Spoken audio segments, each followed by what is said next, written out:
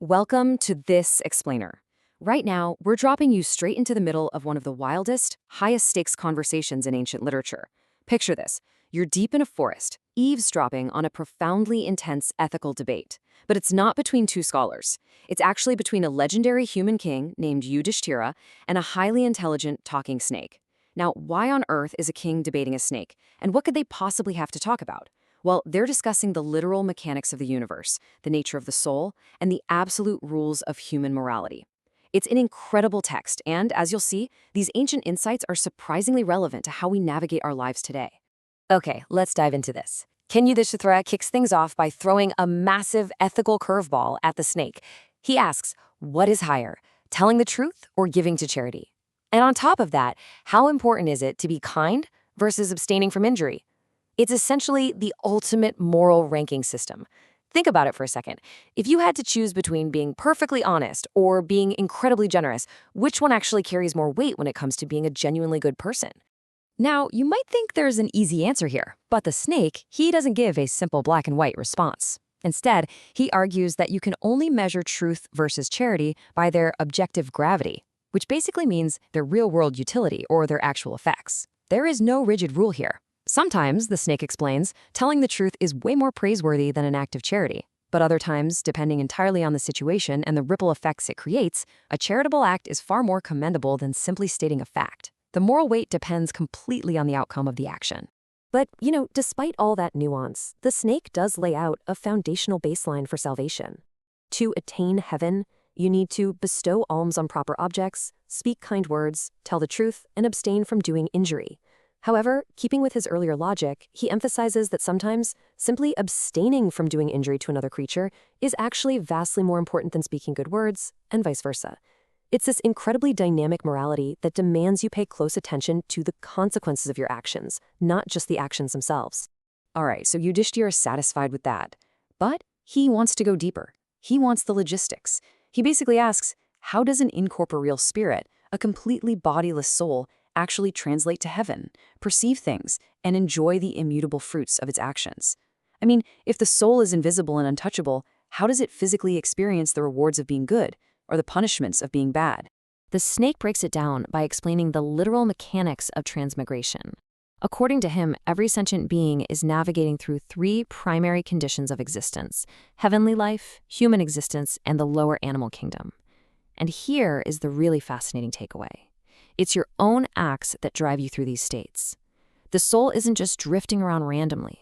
Human actions are literally the steering wheel actively driving the soul up or down this hierarchy. So, how exactly does that steering wheel work? Well, there are distinct ascending and descending forces.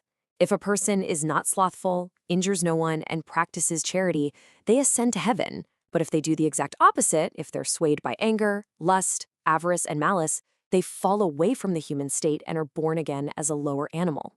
But what's absolutely fascinating here is the fluidity of the whole system. The snake explicitly notes that animals, like cows or horses, can eventually work their way back up to the human state, or, incredibly, even attain a divine state. But let's be honest, constantly bouncing between heaven, a human life, and the animal kingdom, that sounds exhausting. It's an endless chain of destiny and reaping the fruits of your actions. So the snake reveals the ultimate goal. The wise man reposes his soul in the everlasting supreme spirit. The goal is to actually lose touch with your actions entirely, because only by fully disconnecting from that endless cycle of cause and effect can the embodied spirit finally escape the exhausting loop of destiny and birth. Which brings Yudhishthira to this really profound, almost anatomical question. If the whole goal is to be a completely disassociated spirit, how does that spirit ever interact with the physical world?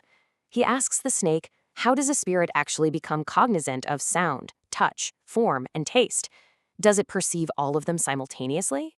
Now, what's really interesting about this is how the snake answers. He introduces this fascinating psychological framework, the concept of karanas. Basically, the Atman or spirit doesn't just touch the world directly. It uses tools. The senses, the mind, and the intellect all work together as assistants to the soul. The eternal spirit moves into its corporeal tenement, its physical body, and uses these specific receptacles to actually perceive reality. And this builds into an incredibly modern understanding of human attention. The ancient text asserts that the mind is the cause of all perception, but crucially, it cannot be cognizant of more than one thing at a time. Literally thousands of years ago, they were already calling out the myth of multitasking.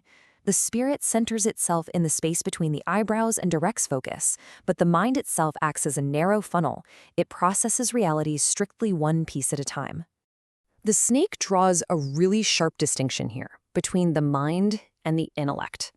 The mind is the cause of raw sensation, your basic feelings of pain and pleasure, and it's self-existent. But the intellect is the director. It's brought into play by acts of perception. And here, right here, is where the danger lies. Through illusion, the soul can actually become subservient to the intellect. So instead of the soul being the master, the intellect takes over as the director, pulling the soul deep into the dangerous, distracting illusions of the physical world. Now, if you're tracking with this, you might be thinking exactly what Yudhishthira was thinking. Something just doesn't add up. He acts as our proxy, essentially stopping the snake and saying, hold on, you have incredibly fine intelligence. You clearly know the exact mechanics of the universe. So, how could illusion overpower you?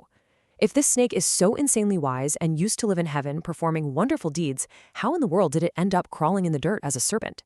And boom, this is the moment the narrative absolutely explodes. The snake drops the anonymity and reveals his true identity.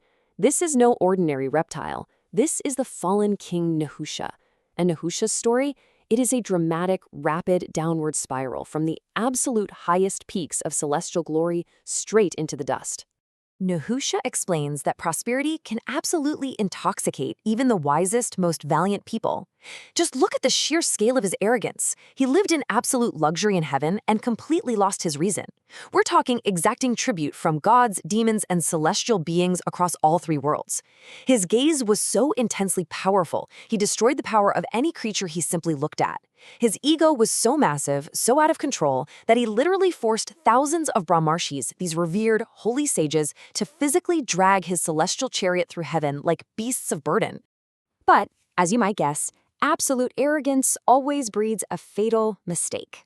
While he's riding around in this chariot, completely high on power, Nahusha was being pulled by a famous sage named Agastya. And in his sheer delinquency and carelessness, Nahusha's foot accidentally came into contact with Agastya's body. It was an act of supreme disrespect. Agastya is humiliated, and he is furious. He turns to the king and delivers this absolutely devastating curse. Ruin seize thee, do thou become a snake.